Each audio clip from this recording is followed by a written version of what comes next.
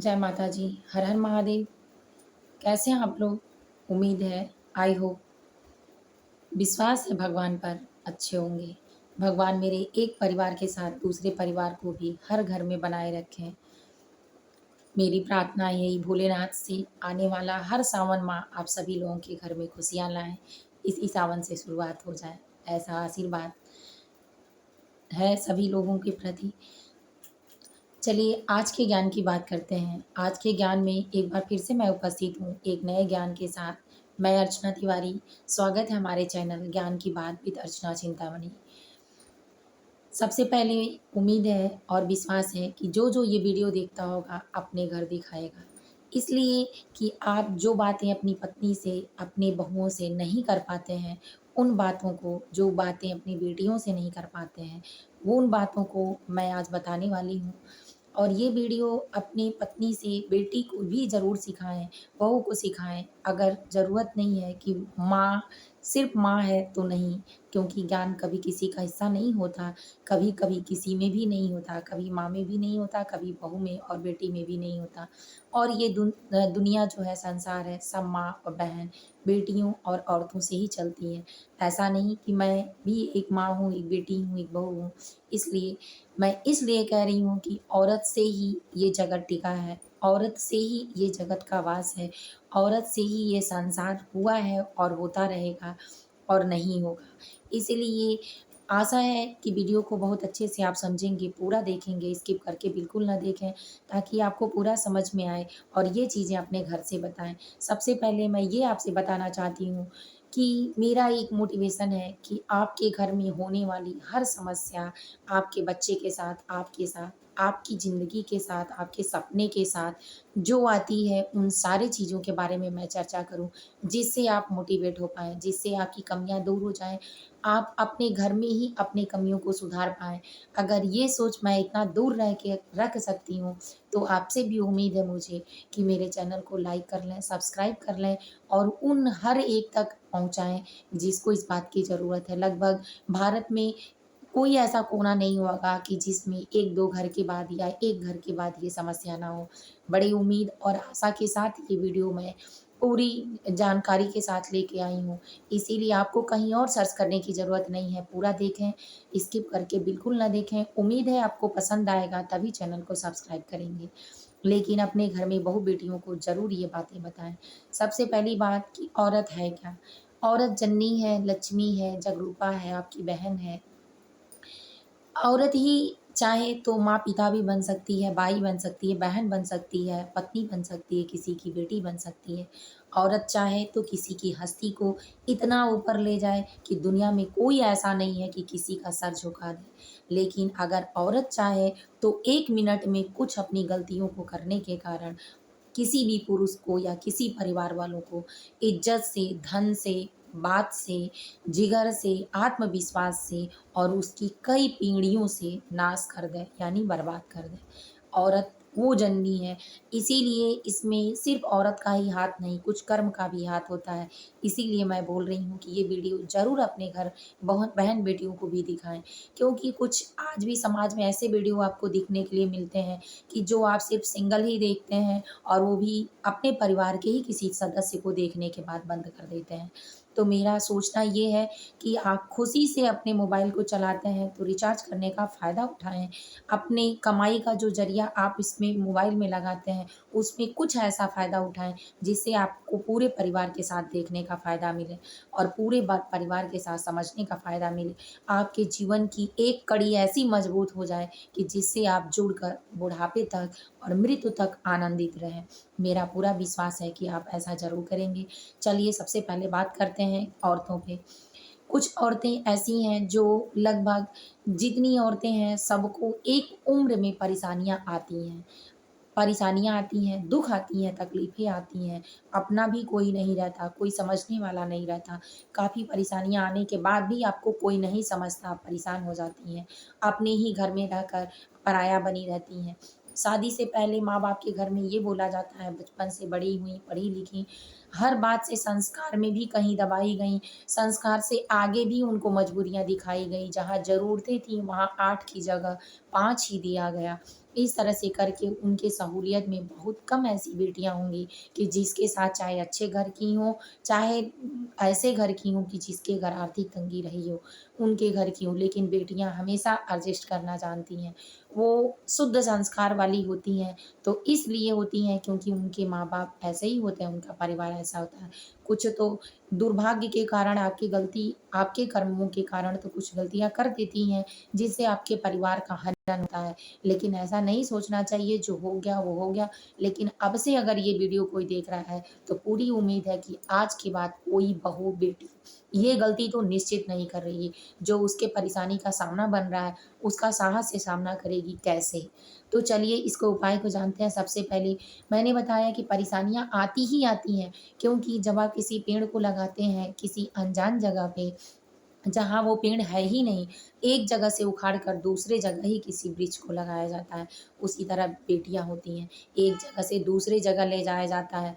जिस तरह पेड़ को बचपन से वहाँ पालना-पोसना, बड़ा करना, बड़े होने के बाद एक जगह से दूसरे जगह तक वितरित करने में उसको गड्ढा खोदना पड़ता है, मिट्टी निकालनी पड़ती है, डालनी पड़ती है। फिर पेड़ के जड़ को मजबूत होना रहता है, फिर आप सिंचाई करते हैं, उसको खाद देते हैं, इत्यादि सारी चीज़ों का ध्यान रखते हैं। तब एक दिन, कुछ दिन बाद पेड़ भी टाइम माँगता है, कुछ दिन के बाद उसमें फल-फ्रूट आते हैं। उसी तरह से बेटियों का भी जीवन होता है। एक बेटी ही माँ बनती है, बहू बनती है, सास बनती है, बुआ, मौसी, दादी जो बनती है सब बेटी ही बनती है। इसीलिए मैंने ये उदाहरण आपको दिया ताकि बहुत अच्छे से आपको ये चीज़ें समझ में आएँगी। फिर पेड़ को जब इतना टाइम लगता है, तो फिर बेटियों को टाइम क्यों नहीं लगेगा? हम इंसान हैं, हम अपने कर्मों का ही फल यहाँ भुगतने आए हैं, हमारा कोई नहीं है। हमें संसार का एक नियम, माया का जाल दिया गया है, जिसमें सब अपने हैं कहने के लिए, लेकिन क्या शरीर से प्राण निकलते हुए यही घर, यही व्यक्ति, यही अपने क्यों बाहर निकाल देते हैं? क्यों नहीं अपने घर में रख लेते हैं? जब हम किसी के लिए कुछ नहीं कर पाते हैं, हमारे शरीर में जान नहीं होता है, तो क्यों वही लोग नहीं हमारे शरीर को रख कर फिर उसी तरह से कोशिश करते हैं कि कर पाएँ, क्योंकि कुछ हमारे हाथ में है ही नहीं है। जो भी है सब परमात्मा का रचा हुआ खेल है, हमारे कर्मों का खेल है। इसीलिए हम इसको खेल मानकर ही खेलेंगे, लेकिन कैसे खेलेंगे? पॉज़िटिव होकर, सकारात्मक होकर, मेहनती होकर, संस्कारी होकर। इस तरह अगर खेलेंगे तो निश्चित ही जीत जाएँगे इस खेल को। और ये खेल लंबा खेल है, जीवन का खेल है, तो आनंदित होकर खेलेंगे तभी खेल पाएँगे। तो इसलिए जानते हैं, तब बेटियों को ये दिया जाता है, ससुराल में जाती हैं बेटियाँ, शादी-विवाह होता है, माँ-बाप को एक अनुभव होता है कि चलो अब हमारा कुछ हल्का-सा, क्योंकि बोझ नहीं होता है, एक प्रेम का बोझ होता है, जिसको अपने जीते जी वो उतार कर, संपन्न होकर अपने आत्मा को शांति देकर, अपने कर्म को पूरा कर कर आपसे जुड़े रहते हैं, दूर नहीं होते हैं। लगता है परेशानियों में कि हमसे दूर हैं, हमसे ऐसा कर दिए, वैसा कर दिए, वो दूर नहीं होते हैं, अंदर से और जुड़ाव होता है। आपके रहने के बाद कुछ कमियाँ आपकी दिखाई जाती हैं, लेकिन जब आप नहीं रहते हैं तो वो कमियाँ नहीं दिखाई जाती हैं। उस कमियों में भी एक माँ-बाप का प्यार होता है। माँ-बाप का प्यार ऐसा प्यार होता है।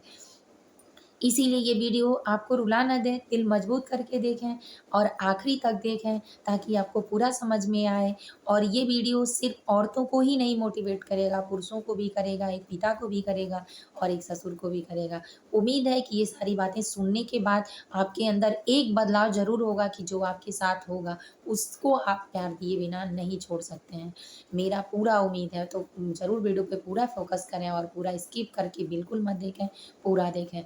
तब बेटियाँ ससुराल जाती हैं, ससुराल जाते ही एक पेड़ को अब उखाड़ा गया है। अब उसको उखाड़ के उसके जड़ से दूसरे जगह पे दिया जा रहा है। तो वहाँ इज़्ज़त मिली, उसको सम्मान मिला, उसको स्थान मिला पेड़ की तरह ही। लेकिन अभी गड्ढा नहीं खोदा गया, इसीलिए कि जहाँ आप अपना स्थान बनाते हैं, निवास स्थान बनाते हैं, जहाँ अपने फलने-फूलने की उम्मीद लगाते हैं, तो डायरेक्ट अगर सबके जीवन में खुशियाँ आ जाएँ, तो बुराई कर्म और जो गलत चीज़ें हैं वो प्रभावित किसी को कैसे करेंगी? आप जीवन को सारी चीज़ें आनंदित तरीके से मिल जाएँ, तो आप संघर्ष क्यों करेंगे? तो ये भगवान का नियम है, हम संघर्ष के ही मैदान में आए हैं, क्योंकि कुछ तो कमियाँ हुई हैं कि जिससे हमको यहाँ आना पड़ा, वरना मोक्ष की प्राप्ति ना हो जाती। और हम भी भगवान के चरण में ना होते, तो इसीलिए इन कमियों को ही पूरा करने आए हैं। फिर धीरे-धीरे उस पेड़ को लगाने के लिए गड्ढा खोदना पड़ता है। फिर हमारे जीवन में पेड़ को अस्थिर करने के लिए बाल-बच्चे होते हैं। बाल-बच्चों के साथ कुछ परेशानियाँ होती हैं, जिस तरह पेड़ को अपने रूट्स को यानी अपने जड़ों को फैलाने के लिए पर्याप्त मिट्टी और पानी की ज़रूरत होती है, उसी तरह औरतों को प्रेगनेंसी के दौरान पर्याप्त प्यार और अपनेपन की ज़रूरत होती है। ये अपनापन नहीं मिलने के कारण और दुनिया में कोई भी दर्द कभी भूल सकती है एक औरत, अपना सब कुछ देकर भूल सकती है। लेकिन प्रेगनेंसी के समय अगर उसको कोई तकलीफ़ देता है, तो उसके बाद वो आजीवन नहीं भूलती है और वो तकलीफ़ उसको जीवन भर सताती है। उसके दिल-दिमाग से आह निकलता है कि हमारा कोई नहीं है, तो हम भी किसी के नहीं होंगे। तो इन बातों में याद रखें कि उसका साथ दें, उसकी संगति पे असर डालें, उसके बातों पर असर डालें। वो चिड़चिड़ापन के कारण कुछ कहती है तो सुनना पसंद करें। दुःख को सुख में बदलने की कोशिश करें, ये पुरुषों का हक होता है। और सबसे ज़्यादा परिवार में एक पति का हक होता है। तो वहाँ बेटियाँ अपना निवास बनाती हैं। जब बेटियाँ बना लेती हैं, उनको दुःख और तकलीफ़ मिलती है, तो कुछ लड़कियों के लिए मेरी बातें हैं कि वो कभी अपने आप को उदास ना समझें। ये ना समझें कि मेरे साथ कोई नहीं है। अपने आप को कॉन्फिडेंस से फुल बनाएँ, अपने संस्कारों को कभी ना भूलें। टाइम टू टाइम उठना, बैठना, सोना, खाना-पीना, काम ज़रूर करें, क्योंकि जो शरीर पे आपके दुःख तकलीफ़ देता है, वही आपको सुख भी देता है और आपको अपनी जगह बनानी है। इसीलिए आप किसी पे एहसान करने के बजाय अपने कामों को भरपूर तरीके से करें, तब तक करें कि जब तक आप में जान हो, आप कर सकती हैं, क्योंकि आपका कर्म ही ऐसा है कि आपको श्रेष्ठ स्थान देने वाला है। और मेरा एक सलाह ये है कि बेटियों का विवाह और घर-परिवार तो मिलता नसीब से है, लेकिन बसता उसके सब्र से है। अचानक कोई इतना नहीं, जाते ही मालिक बन जाता और जाते ही सुखी हो जाता, संपन्नता आ जाती, सुख का अनुभव करने लगता। क्योंकि जो हमारे माँ-पिता भी होते हैं, हमको कष्ट देकर ही इतनी मजबूरियों के बाद भी पाल कर, इतना बड़ा करके, उसके साथ भी एक संघर्ष करके हमको एक स्थान देने के लिए शादी-विवाह करने का एक इतना बड़ा अनुष्ठान करते हैं। तो खुद सोचिए कि आपको एक छोटी-सी जगह बनाने के लिए कुछ बरसों का अनुष्ठान तो करना ही होगा। तो उसमें करें, बिल्कुल पीछे मत हटें, क्योंकि कर्म प्रधान क्षेत्र है। कर्म जो करेगा वही श्रेष्ठ होगा, वही ऊँचा होगा और आपको अपना कर्म करके ही आगे बढ़ाना है। सबके पद, प्रतिष्ठा, मान-सम्मान की कमी जो है उसको नहीं दिखानी है, उसको पूरा करना है। दुःख-सुख में सबके साथ देना है, एक साथ रहना है, सबको एक समान समझना है। उसमें आपके साथ अगर बुरा होता भी है, तो आप ये मान के चलिए कि आपके पूर्व जन्मों के कर्मों का फल है कि जिससे आपको इस चीज़ का प्यार, संपन्नता नहीं मिल रही है, तो फिर भी धीरे-धीरे मिलना शुरू हो जाएगा। आप उसमें पूजा-पाठ, भगवान की आराधना भी करें, भक्ति भी करें, जिससे आपको ये प्यार भी मिलेगा। और एक छोटा-सा दुर्गा सप्तशती का मंत्र है, आप इस मंत्र को अगर डेली पढ़ती हैं, लड़कियों के लिए, औरतों के लिए है कि आपको मान-सम्मान चाहिए, अपने परिवार का प्यार चाहिए, तो डेली इस मंत्र को अगर पढ़ेंगी, तो निश्चित है कि भगवान के वहाँ से जो आपके दोष हैं, कट जाएँगे और आपको भी वो सम्मान धीरे-धीरे मिलने लगेगा। तो मंत्र चलिए मैं पढ़ के बताती हूँ, आप मेरे वीडियो पे अगर कमेंट करेंगे तो मैं आपको सिर्फ़ वीडियो का ही शॉर्ट बना के दूँगी। तो सबसे पहले मंत्र सुन लेते हैं। ॐ देहि सौभाग्यारोग्यं देहि मे परमं सुखं रूपं देहि जयं देहि यशो देहि दिशो जहि। इससे आपको मान-सम्मान, सौभाग्य की प्राप्ति होगी, आपके ही परिवार में सुखद अनुभव होगा। इसके बाद जब बेटियाँ अपना परिवार बढ़ाती हैं धीरे-धीरे, फिर आने के बाद बेटियों का जब धीरे-धीरे 2 से 4 साल, 5 साल, 10 साल होने लगता है, तो वो एक अस्थायी सदस्य होती हैं परिवार की। ज़ाहिर-सी बात है, आप नई हैं, आप अपने ही परिवार में किसी को किसी के प्रति नहीं कुछ कह सकती हैं, लेकिन जहाँ पली-बढ़ी हैं, वहाँ आप सोचती हैं कि वहाँ की मुझे पूरी खबर मिले, वहाँ मेरे माँ-पिता कैसे हैं, क्या हो रहा है, मेरे भाई कैसे हैं, कौन किसकी सेवा कर रहा है, कौन किसको देख रहा है, नहीं देख रहा है, ये ऐसा होना चाहिए, वैसा होना चाहिए, आप करती हैं। तो याद रखें कि आप जैसे किसी की बेटी हैं, तो वैसे आपके भी घर में अगर कोई है, तो भी किसी की बेटी है। उसके साथ भी उसी तरह करें और पुरुषों से आग्रह है कि जिस तरह से आपकी पत्नी है, किसी की बेटी और बहू थी, सेम उसी तरह आपकी बहू भी किसी की बेटी है, किसी की बहन है, किसी की पत्नी है। तो ऐसा बिल्कुल ना सोचें कि वो आपसे अलग है। जो चीज़ें आपके एहसास में अपने लिए हैं, वही चीज़ें अगर उसको रखेंगे, उसके एहसास में भी रखेंगे, सुविधाओं को कुछ दिन के लिए देंगे, तो आजीवन आपके बुढ़ापे तक वो आपकी सुविधाओं को उपलब्ध कराएगी। अगर संस्कार से जुड़ा है पूरा परिवार, संस्कारवान है, तो कभी कमियाँ नहीं आएगी। धर्म आपका साथ है, तो कभी आप अपने रास्ते से भटकेंगे नहीं। और ये परिवार का ऐसा मार्ग होता है, जहाँ बेटियों को अनेक बेटियाँ झेल रही हैं इस चीज़ों को। तो मेरा पूरा उम्मीद है कि ये वीडियो आपको पसंद आया होगा। आप खुद में इतना संस्कारवान बनिए, निष्ठावान बनिए, मेहनत करने की आवरू इतनी रखिए अपने अंदर, एक ऐसा मोटिवेशन रखिए कि आपको किसी की ज़रूरत ना पड़े और किसी को भी आपकी ज़रूरत तब पड़े कि जब हमेशा तकलीफ़ में हो, दुःख में हो, खुशी में हो। इस तरह से अपने आप को बनाइए, क्योंकि एक दिन ये हिम्मत जल जानी है, लेकिन जीते जी जो सम्मान हिम्मत के साथ मिलेगा, वो हमारे साथ आजीवन रहेगा। कुछ करना ऐसा है कि जो जीते जी आपका नाम करे ना करे, लेकिन मरने के बाद भी नाम याद रहे। और भगवान के चरण में अगर हम कुछ ऐसा करके जाते हैं, तो आजीवन हमारा मान-सम्मान बना रहता है। ये परिवार भी एक प्रेम का पूरक है, परिवार भी कर्तव्य है। अगर आप भगवान की सेवा नहीं करते हैं और परिवार की भी सेवा करते हैं, अपने से बड़ों की सुनते हैं, माता-पिता की सेवा करते हैं, घर परिवार में एकता बनाकर रखते हैं, तो निश्चित है कि भगवान भी प्रसन्न होंगे। उस घर में देवी-देवता स्वयं निवास करने का स्थान ढूँढते हैं और आते हैं।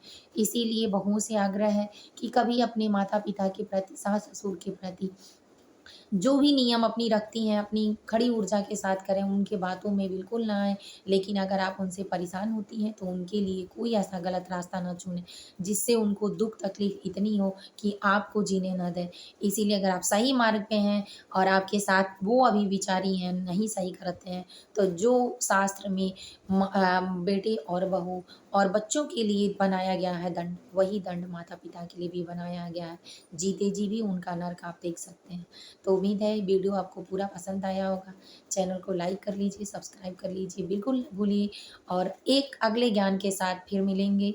जय माता जी, हर हर महादेव, जय महादेव।